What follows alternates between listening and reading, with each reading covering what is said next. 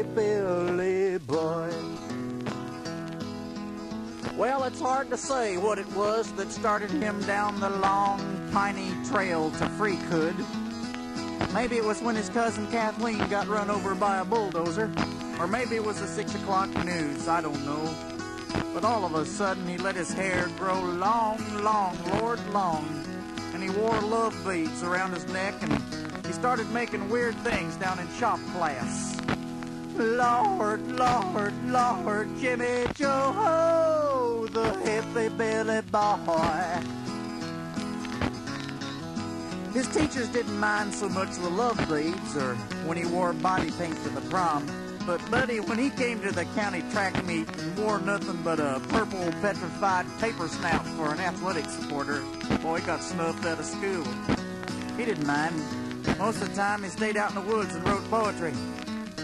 Last summer, he harvested 17 bales of hemp alongside the railroad tracks, and he stopped going to Christian Youth Fellowship, and he even tried to get my daughter Lord, Lord, Lord, Jimmy Joe, the hippy Billy boy.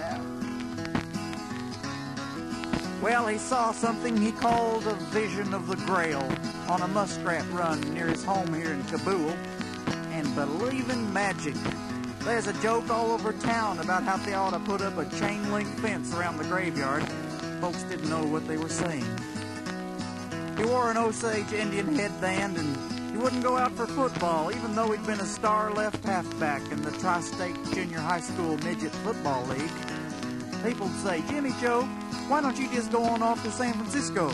And Jimmy'd smile and he'd say, well, I love the Ozarks, and I love the limestone caves and the ridges and the purple mists, and I love the vales and vales of fennel. Lord, Lord, Lord, Jimmy Joe, the hippy Billy boy. Well, he was out by the Big Blue River on Saturday night late, meditating and writing poetry. And he saw far below a pair of car lights on the highway. Then they went wobbly, and he heard a crash, and he saw the car go over the side of the Big Blue River. And Jimmy ran down to the riverbank, but all he could see was gurgles and bubbles rising where the car had gone under the water. So he ripped off his clothes, and he stood there naked in the moonlight with his Osage headband glistening. And he did a forward 1.5 somersault with a half twist and went down into the cold, murky murk of the Big Blue River. And he had to go real deep, but somehow he found the car, and he got the car door open, and he pulled out the people inside, old Nadine Hefner and Danny Whistler.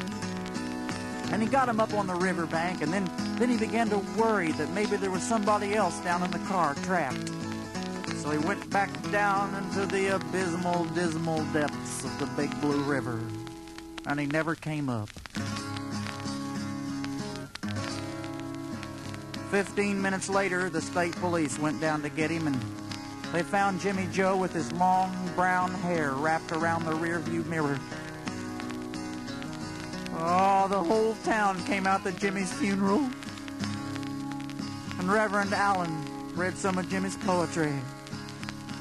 And Lord, Lord, Lord, they weep just as loud for a hippy Billy boy as they weep for anybody else. And as they carried the plain brown bronze casket from the graveyard, the country choir sang the lordly hymn. What a friend we have in Jesus, all our sins and griefs to bear. What a friend we have in Jesus, everything to God in prayer. Oh, what peace we often forfeit, everything to God in prayer. What a friend we have in Jesus, everything to God in prayer. Lord, Lord, Lord, Jimmy Joe, the hippy Billy boy.